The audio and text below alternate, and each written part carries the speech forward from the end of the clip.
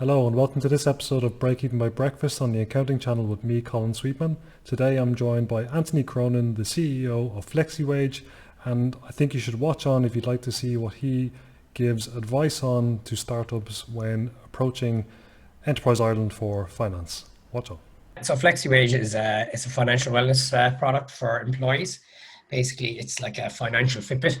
Really, what we do is we allow employees to decide their own pay schedule. So if you're one of those people like I used to be that would run out of money towards the end of the month, um, waiting for monthly pay to come again, we'd it allows you to schedule your income. So if you prefer to be paid weekly, fortnightly, you can decide that yourself rather than having to rely on how your employer's pay frequency is. And from an employer perspective, then they don't have to run 52 payrolls a year. So it's kind of a win-win. How does it work in terms of, is it prepaid or that the employer prepays for the entire month and then you retrospectively pay the employees? The employee runs their monthly payroll as normal. About 3 days before your normal monthly payroll, you get to decide then how you would like to receive that. So you're working in arrears, the same as you always were, but you get to decide how your pay is actually distributed. So like if you've got all your bills in week one, you might take 50% of that earned income. And then over the remaining 4 optional pay dates in the month, you might spread the other 50%. So you're never more than a week away from a payday.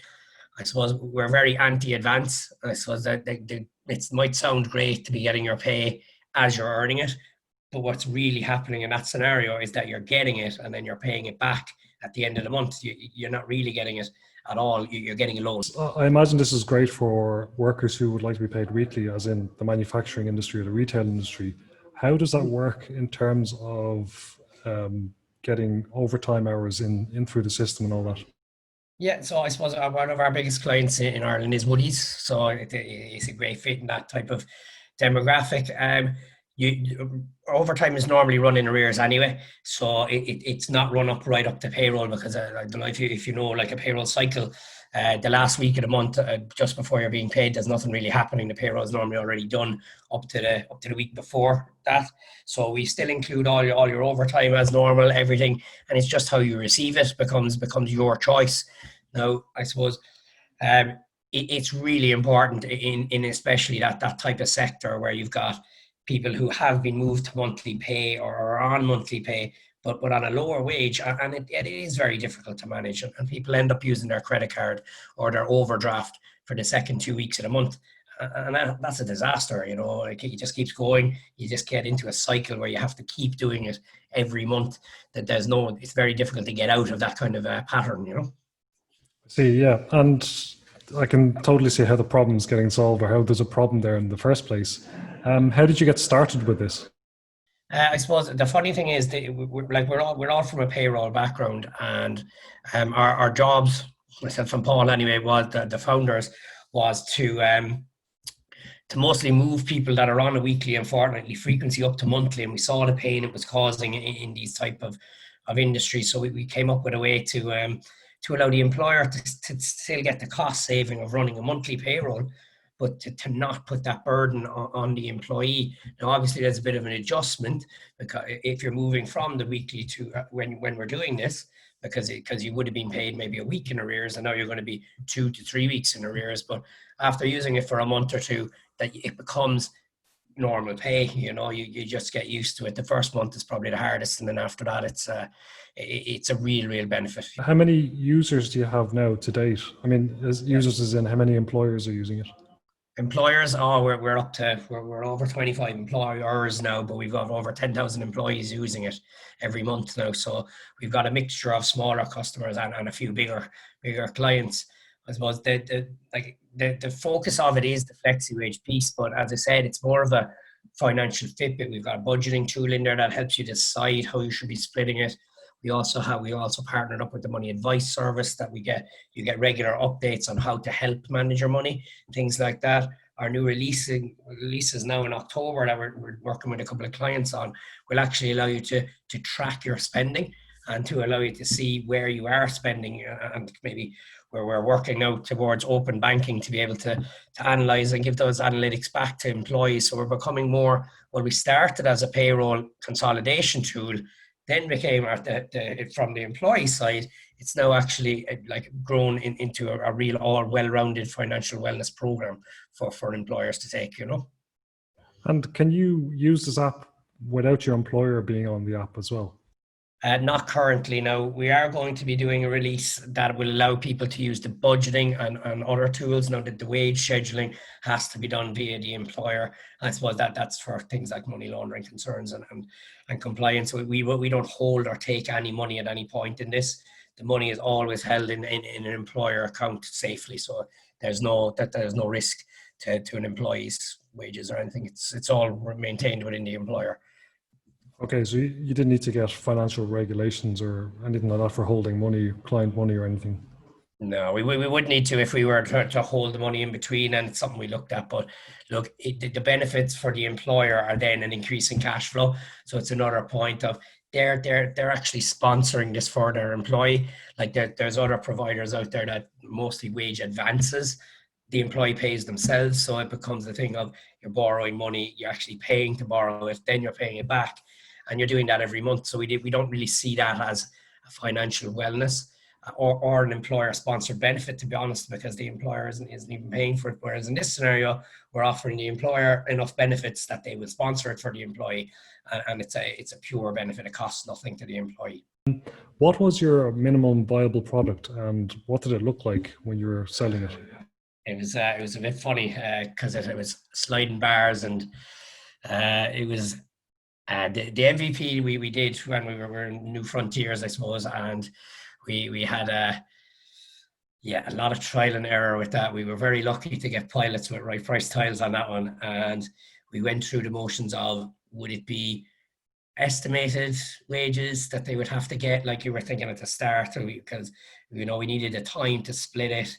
How would we do that within a payroll cycle? There was an awful lot of trial and error in that first year, I think, on this until we got it right, and that's why it's taken so long to go properly to market with it. I suppose we were developing this in 2017.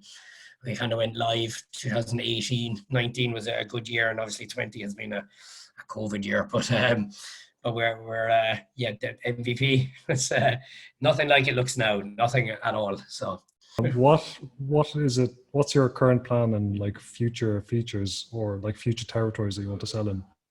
Yeah, so I suppose just pre-COVID, we had just signed our what's going to be our flagship UK client again. We'll be announcing that again once we re-kick off later in the year. I think we're looking at re-engaging and starting again now in January. We took investment from the US again just pre-COVID. Went to HPSU with Enterprise Ireland as part of that round. So the plans at the start of the year were to be rolling out across the UK right now. We were accepted and we've been participating on the PwC Accelerator program over there. So that was a real launch pad for us. But again, like COVID has been an absolute put the brakes on a lot of the expansion plans. We are consolidating in Ireland now with the new releases, and we're going to go back to the UK from January with a view to exploring the viability of a US expansion towards the end of next year. What has been the most challenging non-financial aspect of running your startup? I think just getting the team right. I suppose there's been a lot of changes since day one. Myself and Paul, the founders, are the only kind of two constants. Chris has been a revelation to us. Has come in as our CTO, and that has been fantastic. I think we've really pushed on since we brought in Chris. Technically, anyway, from a technical perspective, and that would definitely have been the most difficult thing, getting the right team. We have a great team now, a great core team, and we brought in great like juniors. Let's say Mark has been promoted a couple of times in the last 12 months and has been fantastic on the implementation side as well. So I think getting the team right and getting the first couple of big clients, which is probably the same for everybody then as well, has been the I wanted to ask more questions on getting clients, but still want to kind of find out some non-financial challenges. What was your biggest mistake? What do you consider to be your biggest mistake so far? I have to think about that one. I'm not sure, because it's been a real learning curve, I suppose, from going from a payroll manager background and payroll background to running tech company. So I suppose the biggest mistake possibly made was not bringing in a sales team. And it's hard when it's your Okay, baby perfect. to be the It person. leads on to my next question perfectly then, because I wanted to say, so you built this great product. Eventually, after MVP, you built a really good product, and then how did you go about telling the world about it or acquiring customers? We won a few awards. We were fairly active in the startup scene. We won a number of awards. Telling the world about it, we've just been. It's something we've been poor at. While COVID has been here now, we have employed a marketing and PR team to help us with this the relaunch. A lot of our clients came from our past like roles that they would have seen it through knowing us. Um, that actually, when I look back, that possibly is the biggest mistake, that we didn't bring in a PR and marketing team sooner, because we're seeing now as we go through this rebrand type exercise we're doing, how much what tricks we've missed on getting the word out about it, that we have this great product, but not everybody knows about it. So we're going to rectify that now, and we feel we'll come out of COVID very, very strong. And as you'll see over the next coming weeks, a bit of a relaunch we're doing with the Woodies guys and a number of other people. So. Okay, I'll keep up to date with that. Moving on to more financial questions. When did you first realize that you needed to raise finance to get this going? I think we realized that fairly early. We were very lucky. We got angel investment pretty much from day one. We did a proper seed round just before COVID and just closed it. We've been engaged with PwC now on the acceleration program, and I've already spoken to them about leading the A round when.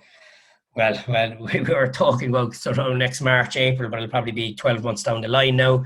And we brought in Enterprise Ireland very, very early on. So I think because we're not students or younger, we kind of know that it takes a lot of money to get something like this going and to run it. So we did bring in investment early, but it has been we've bootstrapped a lot, let's say, by comparison to some people, and I think we're happy now that we brought in the money and are starting to revenue correctly, Well, when you found someone who was interested in financing it, I think it was mostly true for Enterprise Ireland. What did they want from you in return, in terms of admin and in terms of return on investment? Well, to be honest with you, like we went through our exit plan with people, and it was we're all in the payroll industry. We know it very, very well. We're told, like, I suppose between myself, Paul, and Lindsay, we've nearly 100 years experience in the industry. So we were kind of saying, look, this is what will most likely happen with it. We will build it to a certain point, and then it will either become a very lucrative recurring, or it would be an exit to another bigger payroll provider. So I think they were happy with that, to give us a 3 to 5 year lead time on a return. So you've been through a few funding rounds already. What advice would you give to startups who are starting out, who are looking for investment or raising finance themselves?